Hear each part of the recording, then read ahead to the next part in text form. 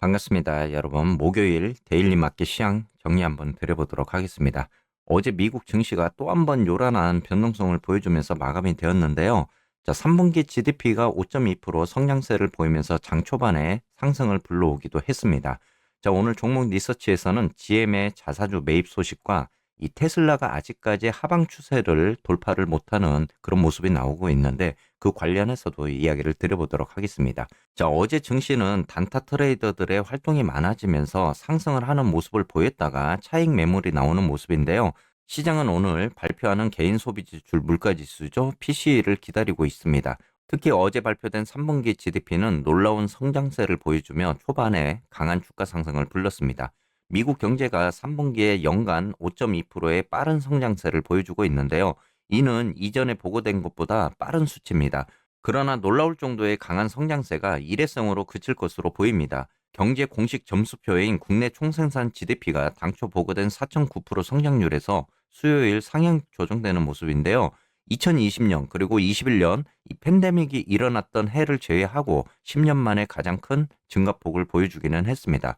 올해 들어와서 몇 달 동안 경제가 냉각된 것처럼 보였습니다. 직원들을 해고해 가면서 적은 인력을 고용하고 있고요. 무엇보다도 소비자 지출이 완화되는 모습을 보여줬는데요. 가장 최근 예측에 따르면 4분기 GDP가 연간 1%에서 2%의 미미한 성장세를 보일 것으로 나타났습니다. 이 수치는 인플레이션을 고려하면서 조정이 됐는데요. 소비자 지출은 경제의 약 70%를 차지를 하고 있습니다. 경제학자들은 3분기 증가폭이 이례적으로 컸다. 현재 가계소득 증가율 수준을 고려했을 때 이를 유지할 수는 없다라고 지금 분석을 내놓고 있습니다. 정부 지출도 어찌 보면 이번 GDP에 크게 기여를 하는 모습인데요. 지출은 초기 4.6%에서 5.5%로 증가하는 모습입니다.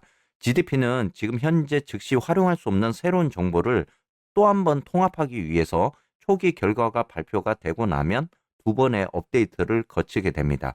3분기 2차 업데이트가 한 달 뒤에 또 나올 예정입니다. 오늘 아무래도 가장 중요한 이벤트는 이 개인 소비 지출 물가 지수 PC 데이터가 될 것 같습니다. 연준에서도 물가 압력이 계속 완화가 된다면 연준 위원들도 금리 인상을 중단할 수도 있겠죠.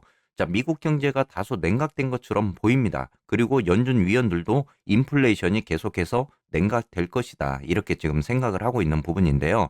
자, 오늘 발표되는 10월 PC 인플레이션 보고서입니다. 월가가 예측한 PC 인플레이션이 0.2% 소폭 증가할 것으로 예상을 하고 있는데요. 연준은 식량과 에너지를 제외한 근원 PC를 가장 중요하게 보고 있는 지표입니다.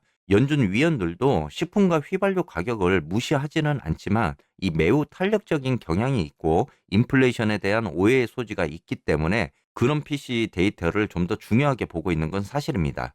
오늘 발표되는 PC 데이터가 예측치에 부합되는 결과 또는 둔화되는 모습이 나왔을 때 오늘 증시에도 상승에 대한 여력을 만들어 줄 거는 같습니다.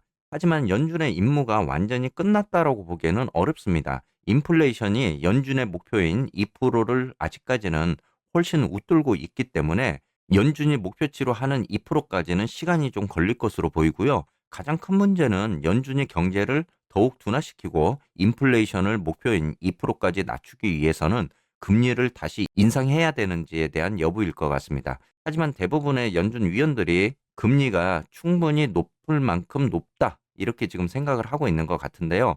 크리스 월러 연준 총재가 화요일 연설에서 현재 정책이 경제를 둔화시키고 인플레이션을 2% 되돌릴 수 있는 가장 좋은 위치에 있다는 확신이 점점 더 커지고 있다고도 이야기를 했습니다. 이러한 발언이 나오면서 시장도 좀 더 상승에 대한 기대감을 불러왔었는데요. 하지만은 인플레이션을 낮추는 데 있어서 이 고르지 못한 진전도 있다라는 점을 감안을 할 때, 자, 바우먼 총재 같은 경우는 이전에도 연준이 데이터에 속은 적이 많기 때문에 이번에도 좀 더 관망하면서 지켜봐야 된다라는 그런 연설을 하기도 했었죠. 오늘 발표되는 근원 PCE가 예측치보다 높은 상승에 대한 부분들이 나왔을 때 이 증시에는 좀 더 부정적인 그런 반응을 초래할 것 같습니다. 어제는 그동안의 상승을 보여왔던 빅테크주들 위주로 하락이 나오는 모습이었는데요. 초반에 강한 상승세를 보였던 빅테크주들이 시간이 흐르면서 하락 낙폭을 키우는 모습을 보였습니다. GM이 어제 배당금과 그리고 자사주 매입을 할 예정이라고 발표했습니다. GM은 배당금을 늘릴 계획이고요. 자사주 매입을 통해 주주들에게 추가 현금을 돌려줄 예정입니다. 자, GM의 주가가 그동안의 전미입 노동 파업 문제로 투자 심리에 부담을 주면서 7월 초 이후에 약 25% 하락하는 모습을 보여줬는데요. GM의 분기별 배당금은 9센트에서 12센트로 증가를 합니다. 그렇게 되면 주식의 배당 수익률이 약 1.7%가 되는데요. GM의 경쟁 상대인 포드 자동차 주식의 배당 수익률인 약 5.8%보다는 낮지만 GM은 전통적으로 배당금보다는 자사주 매입을 더 선호했습니다. GM이 수요일에 100억 달러 규모의 자사주 매입을 지금 발표를 했는데요. 자사주 매입 발표는 굉장히 중요합니다. GM의 시가총액이 약 400달러인데요. 자사주 25%를 추가적으로 매입할 방침입니다. 어제 증시에서 우리가 눈여겨봐야 될 기업이 하나 있었는데요. 바로 세일즈포스입니다. 세일즈포스 주가가 회사가 강력한 분기 실적을 발표하면서 수요일 상승을 하는 모습을 보여줬는데요. 세일즈포스 최고 경영자가 성명을 통해 작년에 세운 수익성 있는 성장 계획을 실행하면서 87억 달러의 매출을 달성하고 이번 회계년도 영업이익률 가이던스를 높이는 강력한 분기를 보냈다고 밝히기도 했습니다. 세일즈포스가 4분기 매출 가이던스를 91억 8천만 달러에서 92억 3천만 달러로 제시를 했는데요. 월가에서는 4분기 매출을 92억 달러로 예상을 하고 있습니다. 세일즈포스 주가가 AI 전략을 공격적으로 추진하면서 올해 74% 급등하는 그런 상승세를 보여주기도 했습니다. 오늘도 간략하게 차트 보면서 이야기 한번 드려보도록 하겠습니다. 먼저 테슬라인데요. 제가 어제 여러분들께 테슬라가 좀 더 상승을 하기 위해선 252달러를 돌파하는 게 관건이다. 그렇게 이야기를 드렸습니다. 어제 장중 한때 252달러까지 움직이는 모습을 보여줬는데 결론적으로는 이 단타 트레이더들의 차익 매물이 다시 나오면서 하방 쪽으로 빠지는 모습이었습니다. 상승세를 보였던 테슬라가 1.05% 하락하면서 244달러에서 지금 마감이 됐는데요. 여러분들께 테슬라가 252달러를 돌파해줘야 된다라는 의미도 실질적으로 고점에서 여러분들이 이 넥라인 구간을 지켜봤을 때 지금 하방 쪽으로 계속 내려오는 추세 라인이었습니다. 그렇기 때문에 이 테슬라가 252달러를 어느 정도 돌파해주는 모습들이 나와야 투자 심리가 좀 더 개선되는 그런 모습들도 나올 것 같습니다. 그동안에 테슬라가 299달러 고점을 형성한 후에 이 하방 추세적인 구간에서 저항에 맞고 돌파를 하지 못하는 그런 모습들을 지금 보여주고 있죠. 자, 시그널상으로 봤을 때는 이격을 넓히면서 움직이는 그런 형태도 나와주고는 있지만 어제도 이야기 드린 것처럼 추세 파동의 힘이 좀 더 크게 나와줘야 252달러를 돌파하는 모습 나올 것 같다라고 이야기를 드렸던 구간이었습니다. 그동안에 테슬라가 지금 잔잔한 이런 파동을 그려주면서 움직이고 있기 때문에 하지만 252달러를 강하게 돌파하는 그런 흐름들이 나오지 않다 보니까 이 차익에 대한 매물도 충분히 나올 수 있는 그런 구간이 되었던 것 같습니다.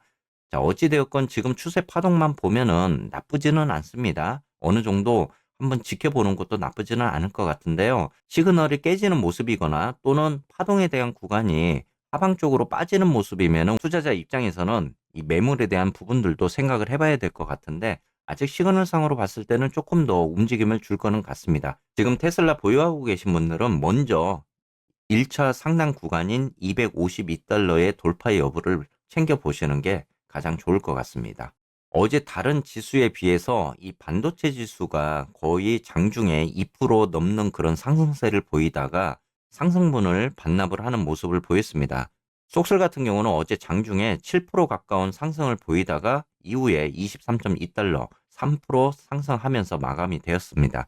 지금 쏙슬 같은 경우는 9월에 형성한 단기 고점 구간입니다. 이 구간이 24.3달러 구간이거든요.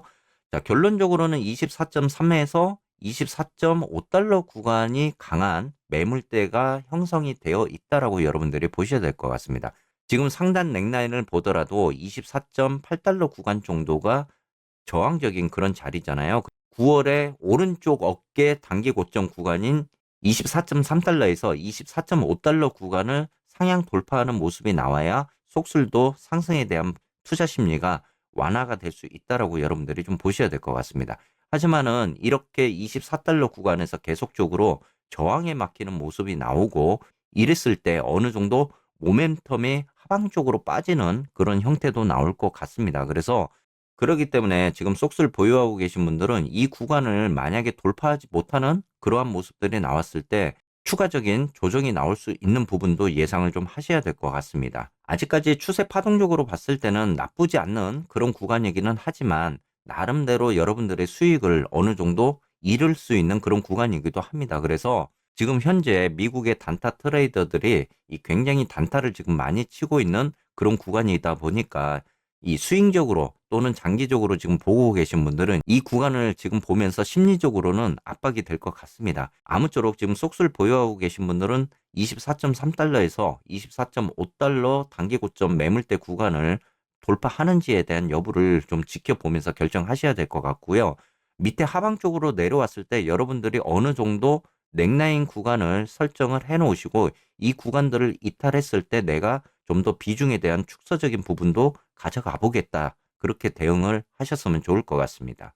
여러분들이 또 가장 많이 투자하고 있는 TMF인데요. TMF가 원로 총재의 이 발언, 연설이 나오면서 금리 인하에 대한 기대감이 커지고 있는 것 같습니다. 그러다 보니까 이 10년물이 급락하는 그런 모습들도 나왔죠. 자, 10년물이 지금 4.3%를 이탈하면서 4.2% 구간까지 밀려 내려왔습니다. 20년물 같은 경우는 제가 여러분들께 말씀드렸던 4.6% 구간이죠. 하단 넥라인 구간에서 지지를 받고 있는 모습입니다. 자, 20년물이 이 구간만 이탈해서 좀 더 내려온다면은 TMF가 5.5달러를 돌파하는 그런 모습들이 나올 것 같습니다. 제가 여러분들께도 5달러에서 이제 5.5달러 구간을 돌파하는 과정들이 나와줘야 뭐 위의 상단까지도 우리가 지켜볼 수 있다라고 이야기를 드렸잖아요. 금리 인하에 기대감적인 부분들이 들어오고는 있지만 아직까지는 좀 더 기다려야 되는 부분이다. 이야기를 드리고 있습니다. 자, TMF 아직까지 5.3달러 구간, 5.5달러까지 지금 돌파하는 그런 모습은 나오지 않고는 있지만 그래도 지금 봤을 때 이 왼쪽에 지난번에 개파락이 있었던 구간입니다. 아무쪼록 지금 보면 이 구간 내에서 이 TMF가 갭을 메꾸면서 올라가는 그런 형태가 나와줘야 상승에 대한 구간들이 커질 수 있는데요. 이 시그널 상으로 봤을 때는 상방 쪽의 움직임을 보여주고는 있지만 어느 정도 이제 과열 구간으로도 진입하고 있는 그런 모습들도 보여지고는 있습니다. 뭐 그렇다고 무조건 조정이 나오는 건 아니지만 TMF가 이 갭 구간을 메꾸면서 5.5달러 저항을 어떻게 돌파하는지가 관건이 될 것 같습니다. 자, 아무쪼록 오늘 시장에서는 이 개인 소비 지출 PCE가 변수가 될 것 같습니다. 또 한 번 좋은 데이터가 나왔을 때 상승을 보이더라도 단타 트레이더들이 다시 한번 변동성을 촉발시키는 그런 요인들도 될 것 같아요. 그래서 여러분들이 초반 상승세가 나오더라도 어느 정도 차익 매물에 대해서는 대비를 하시는 게 좋을 것 같습니다. 자, 오늘 시장도 여러분들 대응 잘 하시고요. 또 좋은 하루 보내시기를 바라겠습니다.